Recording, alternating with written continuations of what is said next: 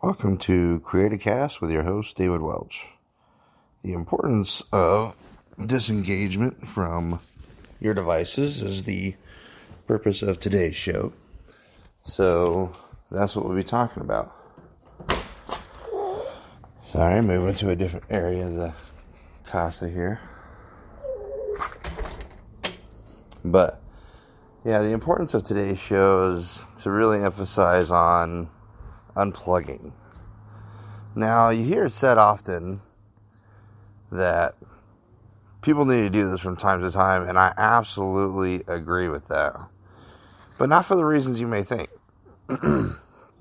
Sometimes, I believe, as far as our creative process goes, that we may be too reliant on harnessing our endorphins in our pleasure center through the medium of music, as far as audio entertainment and visual entertainment on a screen. Sometimes we just need to get in the mix and do something super physical. Now, there are a grip of physical writers out there. There are people that go hiking, biking, running.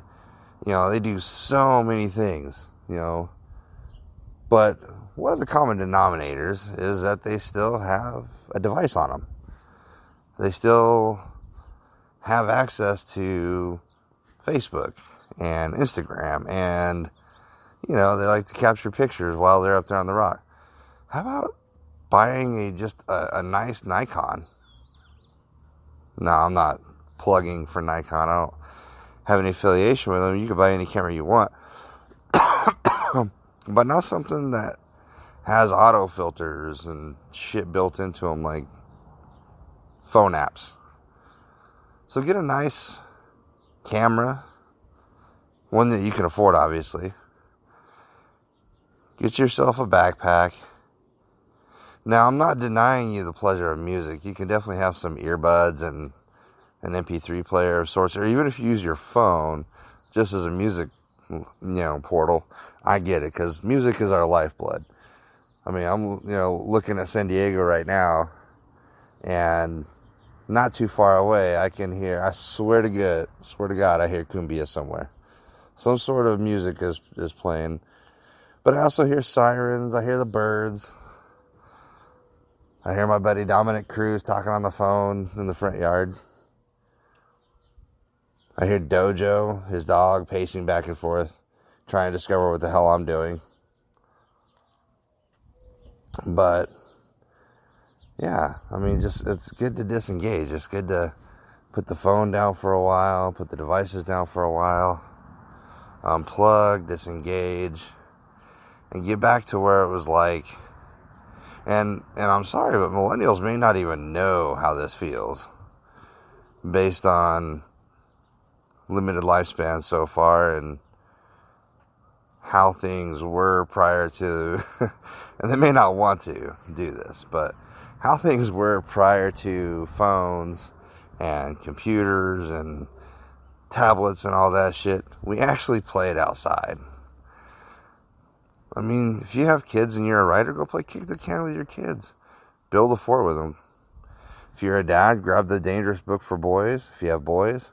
Or if you're a dad, grab the dangerous book for girls and do those activities that are in the book. Kind of plugging for Connor Golden right there real quick and his brother. But that's a good book. I mean, it's got some good shit in there. It's got some good historical facts. It's got some good things like activities and games in there. There's all sorts of things you can do. And it's awesome. It's okay to disengage from the screen. Now, we as human beings are really dependent upon social interaction. But in the midst of that social interaction, we have, sorry for my phone there, guys. We have not gotten in touch with nature, I think, the way we need to be.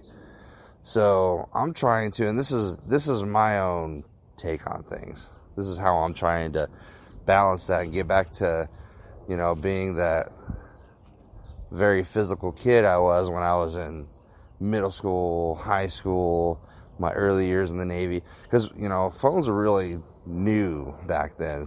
Didn't even have a touchscreen phone until I was like, I think 25 years old. You know, so it was already, you know, and people had Blackberries and shit that I couldn't even understand. I had a brick of a phone. I'm telling you, this thing was indestructible. It was amazing. It was this gray phone with a blue lit background, and that thing had fallen off so many fucking staircases and bounced all over the damn place. Never heard it. Fine, works just fine. You make a smartphone fall without a case, yo, you just spent a lot of money, and it sucks. But anyways, I digress. You know, move forward back into the elements, people. Go half a day. Let's try this.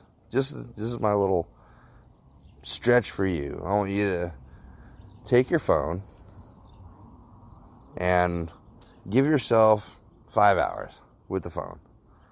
5 hours to do your work, interact with people, do whatever it is you gotta do.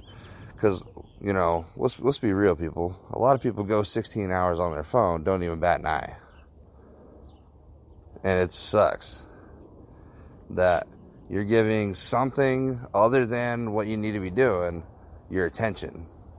And I'm not saying that you don't live your life on your phone, you can't do business and everything like that. You can. Absolutely. I do all my business on my phone.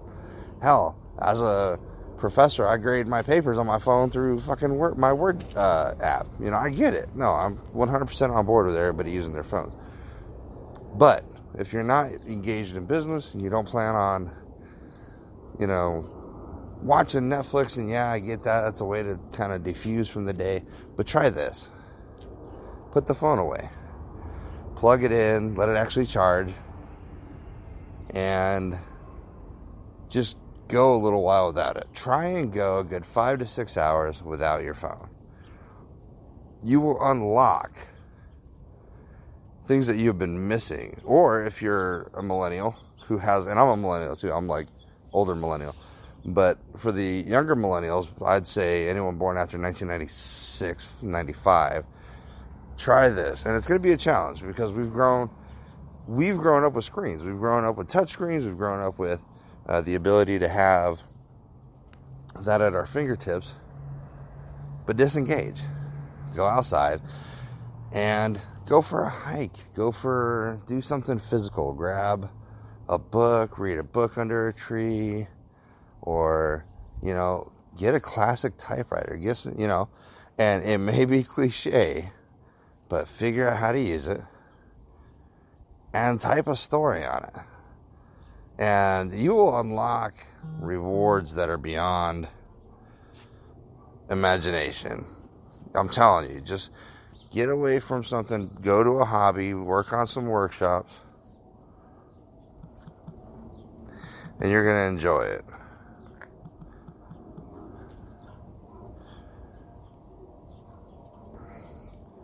And that's something I want you to do. I mean, go climb a tree. I'm pretty sure some of you have not climbed a tree in fucking years. And that's a shame. We as adults should be like having the best tree forts ever. Why is that not a thing? I mean, people might say, oh, you're being kid-like and immature, but so fucking what? So what? We need to get back to that. Be kid-like. You know, get back to being medieval for a little bit. And it's okay. You know, there's nothing wrong with doing that. A disconnection is a good thing, people. I'm telling you. I've been able to get away from my phone for a little bit. You notice I haven't done any shows. And it's been good. It's been cathartic, you know, like, been working out, been wrestling, been training at Alliance MMA here in San Diego. And I haven't really been on my phone. I've gone most of the day without being on it. And it's actually hella rewarding. You know, I'll spend some of the day in the pool, go train, And that's what the day's been. I've been feeling healthier, happier, a little beat up, yeah, but yeah, that's good. Reliving those old aches and pains that are going to help you get you where you want to get. And it fosters creativity. And here's how unplugging fosters creativity. It allows you to focus on social interactions and in such a way where it's believable when you write the dialogue. And here's what I mean. So for those fiction writers out there, you're working on dialogue and you wonder why you sound so fucking fake. Or you wonder why your characters are like not believable even in the slightest. It's because you yourself have removed yourself from the realities of conversations, because conversations in the real world versus what the fuck you see on TV are different and weird as fuck. Like, you can have abstract ass conversations in the real world that never make it onto a screen. In fact, when they do make it onto a screen, that's why it's nuanced. That's why people think it's hilarious and people think it's, funny and engaging, because they're taking a conversation that was really mentioned in the real world and translating that onto the page. Hemingway was good at this. There are a few authors today that are superb at doing this. Mark Twain was very good at colloquialisms. Very good. I mean, he was so talented that it was believable to catch that accent and to understand that he actually understood the jargon of the day.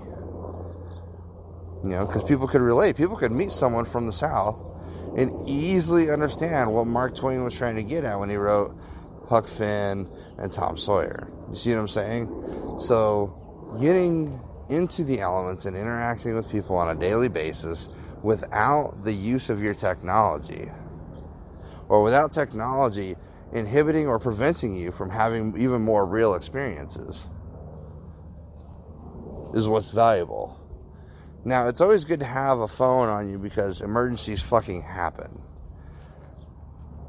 But let me tell you this, when I was a kid, we didn't have phones on us. You just kind of heard things either through the grapevine or on the phone that was mounted inside your house somewhere. Somebody called the house phone and informed you of what was going on. They hoped to God you picked up. Now, I do like being able to find people and being able to, have that access to call, my friends and family and things like that. But I also remember having to memorize phone numbers. It was a great mind game. Like, you had to memorize certain phone numbers. I had to memorize moms, dads, grandmas, just aunts, uncles, good friends, maybe their mom's phone. Like, you had to memorize those phones because you didn't have something easily, maybe a piece of paper, like, good example is my Uncle Russell, bless his soul. I mean, he still has handwritten contacts on a piece of paper that he keeps in his pocket, because even though he has a smartphone now, but he's so used to using conventional phones that prior to him having a smartphone and easily just calling people, he either memorized numbers or had them written down so he can access them and reference them quickly. Fuck, we used to have phone books, people, if that's a good indicator of how things were. Phone books, you could look up and call people from the phone book, because people, and this is another testament of how things have changed and how times are different. People used to stay where the fuck they were at. People got into a home and they were at that motherfucking address for a while, if not their whole lives. I mean, very rare is it, I think, nowadays, unless your parents Generation Xer with that mentality, or a good older millennial with that mentality, who's had a home for quite a while and they're committed to living in that community. I'm telling you, that doesn't happen often. There's a lot of, I'd say, gypsy families out there that move every couple of years. Nothing's wrong with moving. I mean, I was a military brat, so we moved all the time. Then I went in the military. Then I I must have been a masochist for moving, because I just did it. Moving all the time. Pack a sea bag, got your bag, good to go. Don't need much stuff, just gotta go. And it was rewarding. Rewarding when I was in the military, in the Navy. I could carry my camera on me and then value my experiences with people and have a great freaking time without constantly looking at my phone, constantly looking for that entertainment. And it actually made it easier for me to read books, because I didn't have a device readily available to watch Netflix or watch YouTube or something like that. That wasn't a thing in my generation. Well, that part of the generation wasn't a thing. So I was looking forward to the day the Amazon mailbox, or the Amazon box, came to the ship, because I knew it was fucking mine, and I knew it was loaded full of books that I wanted to read. So I was super jacked to be like, hell yeah, mail call, ready to go. Be that first motherfucker in line. Welch, yep, that's me. But still, it's important to have raw experiences. If you're the type of person out there that you're listening to this and you're like, bro, I have raw experiences every day, but that doesn't detract me from utilizing my phone. Okay, fair enough. But as an experiment, maybe as a social experiment for yourself, or a psychological one, put the phone down. Put yourself in a room. Grab your favorite substances, whether it's uppers, downers, whatever. And I'm not advocating for drugs, but have an experience. Relax. Enjoy play a card game, play solitaire. Sit at the table, play some solitaire. Draw something. Now, my wife is good at this. My wife can sit at a table and color and draw for hours. I can't do that. To me, I'm like, fuck, I can't. It's just, I don't know. Something like this. It's not a gift I was really honing on as a kid. I was the worst kid in arts and crafts. Like, the fucking worst. Horrible trash at arts and crafts. My shit always looked like the kids from the grade below tried doing what the kids from the regular grade were doing. That was me. I was that kid. And it sucked. But, that was just one of those things. I'll tell you what, though. I was a hell of a tetherball player. Soccer, football, baseball. Is because we lived for those experiences. We didn't have a phone to check. We just did it. We went out and, during the summer, had home run derbies. Our parents had no fucking clue where we were. We were just out there living it, loving it. Now, there is that added danger of parents not knowing where we were, but it was a different time. Not everybody was ready to call CPS at a drop of a hat just because some kids are out playing by themselves. That shit didn't happen. In fact, that's one of the things about this generation that drives me fucking batty, sick, and nuts. Because, yes, it is important to keep tabs on where your kids are, especially if they're under the age of 5. But if they're, 10, 11, 12, 13, 14, 15, 16, 17, holy shit, people, relax. What did you do? Honestly, take this question into your heart. What the fuck did you do as a kid that you're daring to deny your kid now? Like, if you're a Generation Xer and you're hard up on your kid to know where they're at every second of the day, think about how the fuck you were as a kid. Out there, roaming, running, doing some shit, riding bikes. You're denying your kid that experience.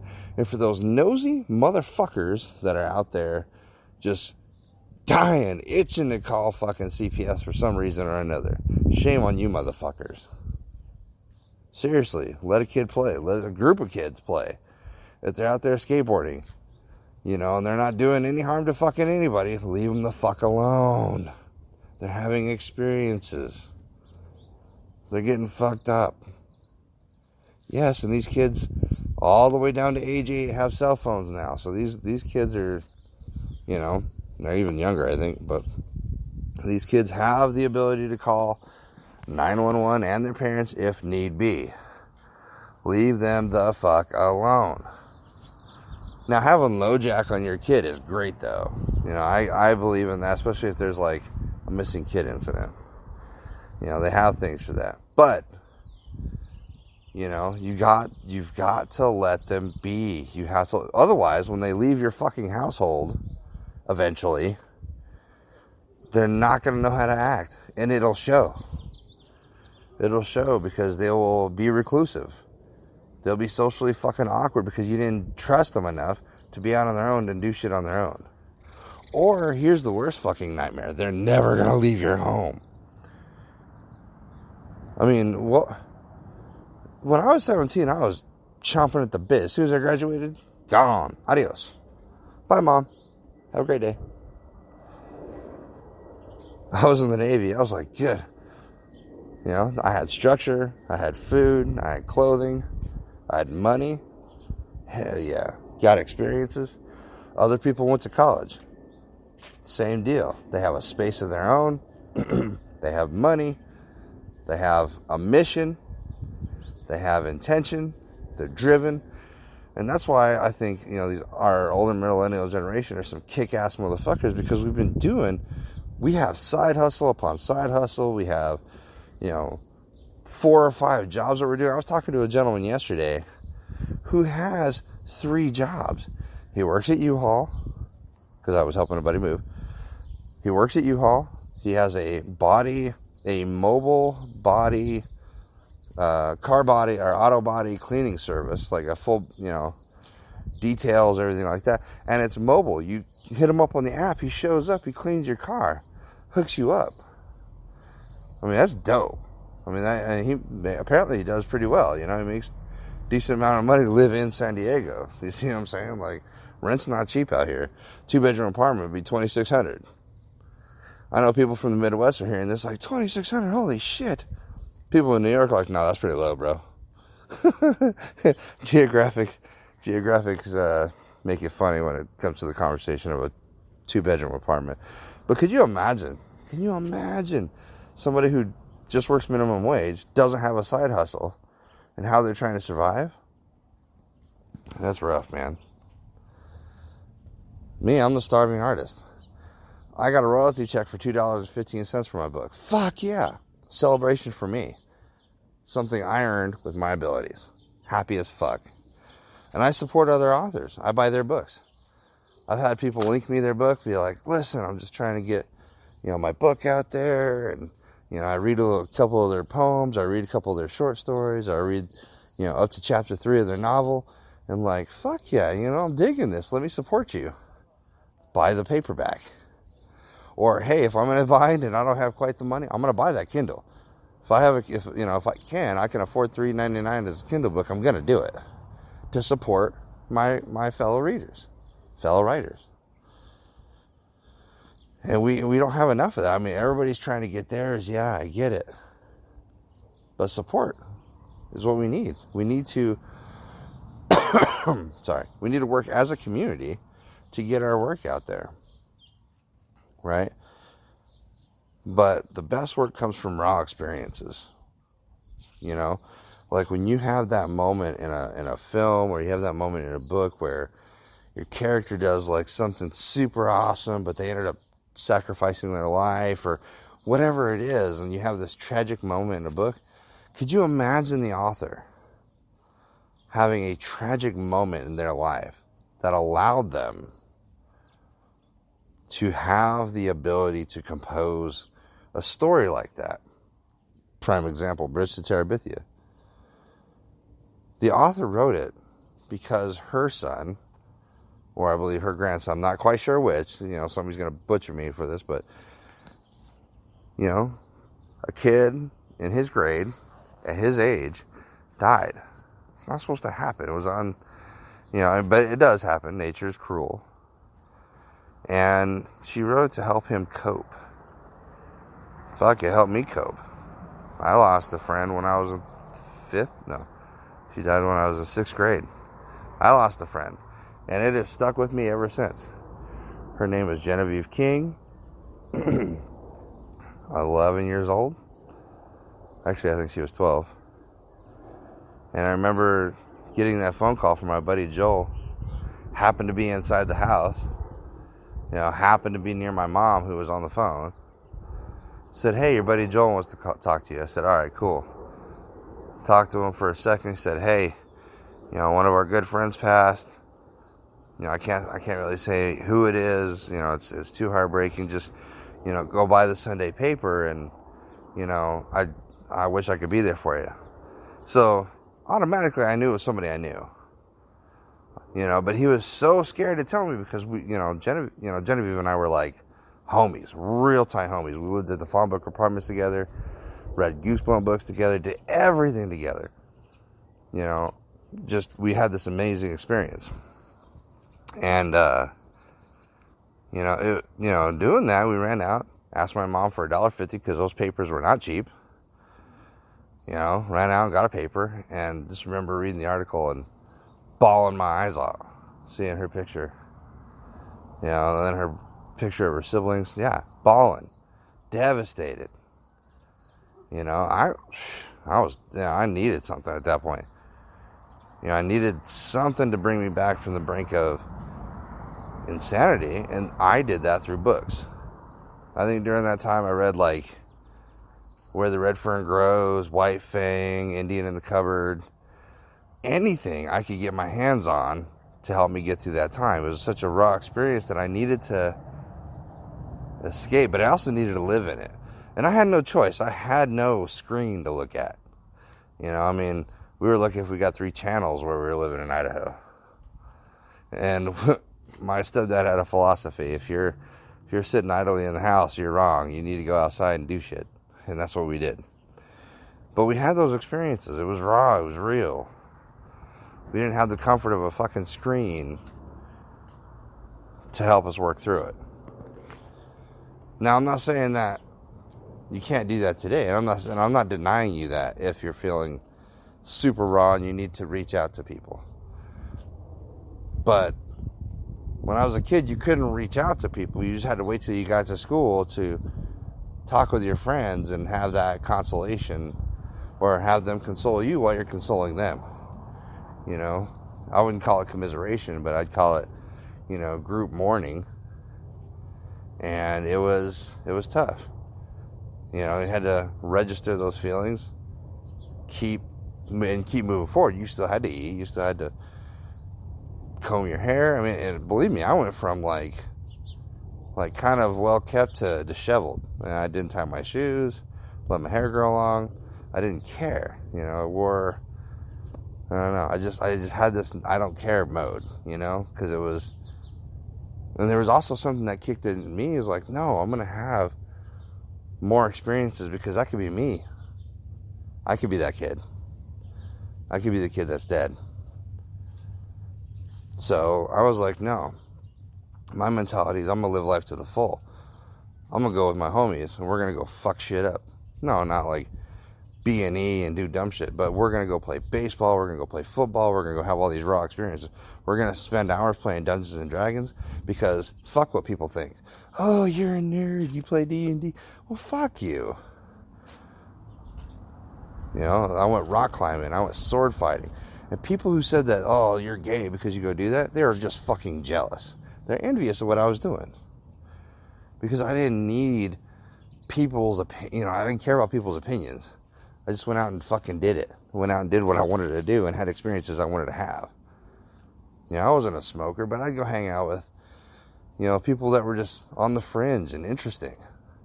It wasn't fun to hang out with the preppy kids. It wasn't fun to hang out with, these well-to-do church motherfuckers. Now, I'm not saying that if you can't be religious and have these raw experiences and have good times.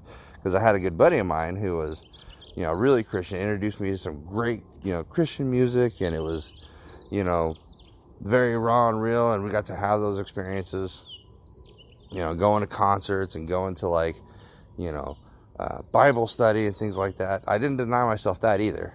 So, but what I'm saying is that there were certain individuals that I couldn't have experiences with because they would view me as somebody who was fringe, somebody that was, unruly, or, somebody that they didn't want to associate with, because, I kind of lived the dangerous lifestyle. We went riding bikes all the time.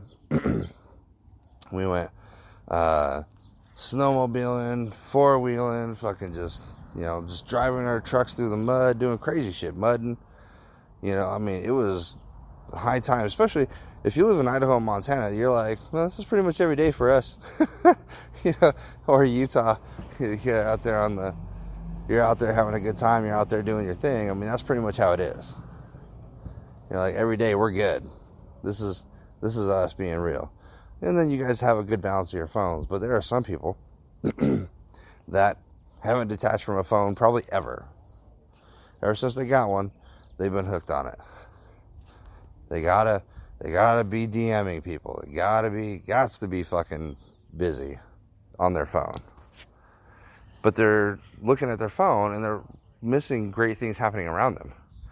Like, I saw the most obtuse thing. We were at, I don't know, I was watching my kids play. And we were at the little play place. And my son, Sebastian's 2. And there's like probably 30 kids in this little play place at the mall. And he was having a ball. I'm talking like he was acting like the monster, and all the other kids are running from him, and they all knew him by name because he was the monster kid. Arr, he went to try and scare you and chase you because that was his thing. And the parents, all the parents I could see were just in their phone. They weren't seeing the magic of this 2-year-old kid getting kids age ranges from like his age to about 6 or even 7 in there. And just having all 30 kids run from him because he was sourcing all that energy. Now, don't get me wrong, my son loves a good hour or two of screen time himself. He likes watching cartoons, and I don't deny him that. My kids average about 2 hours of screen time a day, which is probably even still a far cry from when I was a kid, because if I could play a video game, my ass was playing that video game for hours. So to say that older millennials are devoid of this problem of, viewing the screen, bullshit. But we were also forced outside quite a bit more than the kids of this generation. Now, the generation of kids right now, Generation Z, millennials like to call them Generation Tide Pod, but that's, we had our fair share of dumb shit too. Us and millennials had fucking whippets, huffing paint, and doing all sorts of other dumb fucking things to get a high, to do, whatever. So to criticize them for doing these challenges, stupid. Because there are millennials of my generation that have done the stupid challenges. So can't really hit on them too hard. But what I am saying is that they rely heavily on being so much involved in their social media that it's also another level of bullying. It's another level of terrorism for people. And I'm not talking meme terrorism, because memes are fucking funny. And if you can't take a joke and get hit with a joke and be okay and move on, then that's a problem. But when you've got Instagram and you've got thousands of motherfuckers you don't even know criticizing you because you posted a video and put yourself out there, even if it's like a hilarious, like funny video, you'll have your level of haters on there. You see what I'm saying? Like, you just can't live life without that full-on criticism, and it destroys people's psyche, because they want to be popular, they want to be accepted, they want to be seen as the funny person, or they want to be seen as the warrior, the badass, whatever it is they want to be seen as. Whatever it is they're pushing themselves towards, that's what they're trying to be, and that's who they're trying to be on social media. I don't give a hoot for likes. I don't give a hoot for views.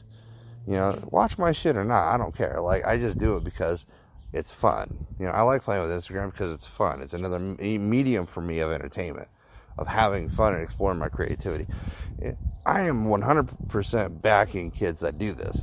if you're trying to get views because you're posting amazing photos and you're seemingly doing fun things, and you're having experiences where you're at the beach and you're at this place, great. If you're traveling all over the world just so you can catch Instagram photos, that's actually fucking genius, because you're forcing yourself to go out into the world to have experiences, to catch good photos.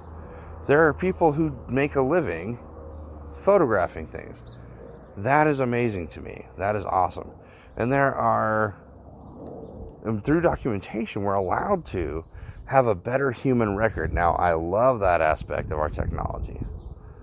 But we also need to spend, I don't know, if 365 days is a year, we need to spend half of that year in raw experiences and let other people maybe utilize their phones to photograph us in action. Or now we have mechanisms where you can just, have a camera on the go. We have GoPro.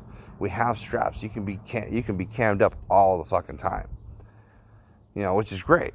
If you want those videos to live on and you want those experiences for later on when you actually get a chance to look at a screen, then fantastic. Do that. Set yourself up for success. But have those raw experiences. Now, I would say now more than ever, there's a huge, huge, huge push towards just physicality in general, because there is obvious recognition of obesity and people not taking care of themselves. There's this huge, huge glaring observation of that. So as that is present in our world, people are saying, hey, this is not cool. We need to revert to a balance. We need to revert to being more physical, being healthier, eating healthier, and being more physical. There are some people who have labor jobs and they are okay with not even looking at a screen until the very back end of the day. So their experiences are way more raw. They have a little bit more of a wildness to them, when you see them. And it's a good wildness. It's a good gleam in their eye, because they know they can physically and capably do anything, or they at least appear that way. And I like people like that. I like people that, like, if you look at them, they don't have to be jacked or swole or nothing, but if they look like they have a nice, good tan, and they look nice and physical, and they can, they look like they can do anything, that's awesome. Like, you want that quality as a person, to be able to swim if you have to, run if you have to. Think of it as surviving the zombie apocalypse. What are the rules? That was a very funny movie, but it's for real. You need to have rules. You need to be able to run. You need to be able to be faster than the zombie chasing you. And maybe we love, as a society, zombies so much because we fear that maybe time, or maybe being sedentary and lazy and stuff is our zombie. Like, we're going to be eaten by that. We're going to be eaten and left immobile if we allow ourselves to delve into that and not unlock from the phone, not disengage from our screens. Because once you're so entrenched into your screen, you're essentially brain dead. The zombie's already eaten your brain. If you can't live without the idea of your phone, then you're brain dead. You've already been taken by the zombies. You've already been killed. But if you're standing around looking at people looking at their phones while you're enjoying the experience of whatever the hell's going on, then you, my friend, are surviving the zombie apocalypse. The metaphor for the zombie is amazing. The phones tell the drones what to do, and they go and do it. That's the zombie. Comes in, it consumes your life, consumes your soul, eats your brain, and then you just kind of do things to placate the source. You attack other people through the medium of social media to incorporate them into your zombie game. Whereas the real zombie survivors are out there doing shit. They're out there having experiences. They're driving just for the sake of driving. They're walking around a pool. They're looking at the landscape somewhere. Drawing maybe. Reading a nice little book. Having a conversation with people after they've had a binger. Maybe you're waking up sore because you had a tough practice. You had a tough training. And you're just rolling over to kind of just, stretch yourself out. Grab yourself a coffee. And then, or maybe you're the dad or the mom that wake up with a diapered butt on your face and you're like, what is going on here? And you wrestle with your kid for a little bit. Kids will remember that. They gravitate towards the parent that spends the quality amount of time, physical time, and eyeball time with them. That may not always be true in every sense, but, if you're the one holding your baby all the time, and you're the one locking eyes and playing with them and doing things and showing them things, then they're going to want to be with you and around you. They're going to want that time. They're going to demand that time of you. And for the parents that get super frustrated because their kid simply wants to play with them, then shame on you. Yes, I know you're tired. Yes, I know you just worked 8 fucking hours at the end of the day. Nobody's cooked dinner, but your kid wants to play with you. Play with them. Give them 10 minutes of your time. Give them 20 minutes of your time. Fuck, give them an hour. That's an extra hour of work, but it's worth it. Don't always jump to the, well, fuck, I just got off of work. What do you want of me? Don't do that. You have to compartmentalize. You have to sit back and let your brain say, you know what, this kid hasn't seen me all day. They want to be with me. They want my hugs. They want my snuggles. They want to just simply be with me. They want to show you the new toy.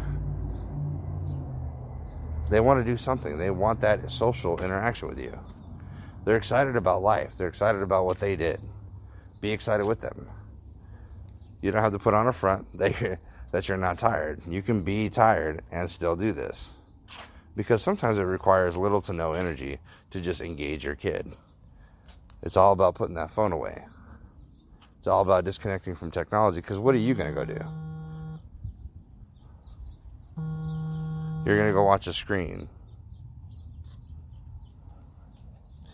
But anyways, that's the point of today's show. Disengage for a little bit, people. Spend half the day. Spend half the year. Disengage from your technology and go experience.